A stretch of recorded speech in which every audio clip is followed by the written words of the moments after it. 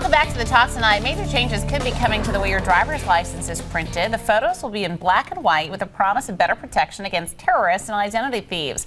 We're learning more details of the proposal tonight, and some aren't happy about it. The New York Association of Convenience Stores is against the plan, saying that not being able to see a person's hair color or eye color would make checking IDs even harder for them when they're trying to prevent underage drinking and all of that. So the DMV asked bids from driver's license manufacturers last year. The new contract was awarded to a Canadian company.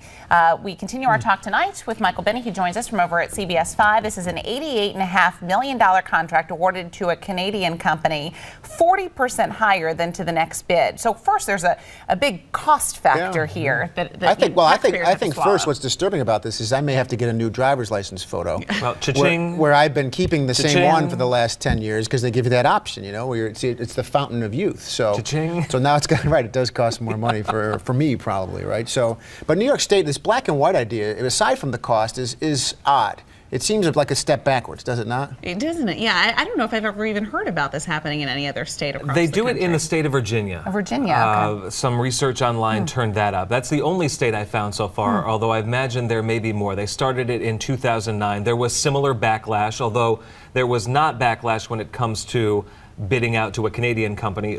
And who among us knew that our driver's licenses were printed right now in England? Yeah, right. I mean, I just sort of assumed that given our current economy and all of that, that we might be doing that here at home. Yeah, Right, and I so think that's no, part of the we're not. outcry, too. There are a lot of people that are saying, you know, why are we outsourcing this to Canada or even England, for that matter? Why isn't it done right here in the United States and specifically New York? So I think that's part of the concern. It's particularly troubling, though, if it is costing us more to have it done in Canada. The thing with trying to keep your bids hyper-local for any government agency is it doesn't always save you money.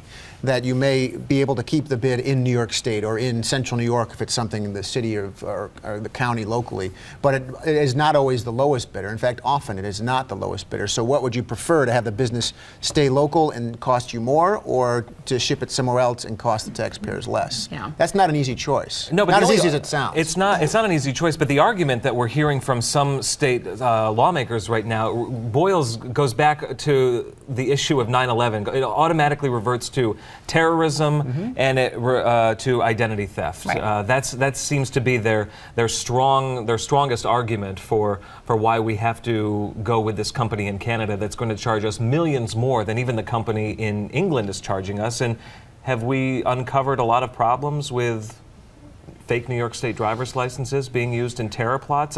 That's not been a part of anything that I've heard about so far. I don't know, perhaps with identity theft, though, because I know that has been a big problem, certainly in the country here. I reached out to a couple of lawmakers today just to get a sense of what they were feeling about this. Senator John DeFrancisco told me, you know, if the allegations are correct that this is going to go to a Canadian company and they're going to charge more, it really makes little sense.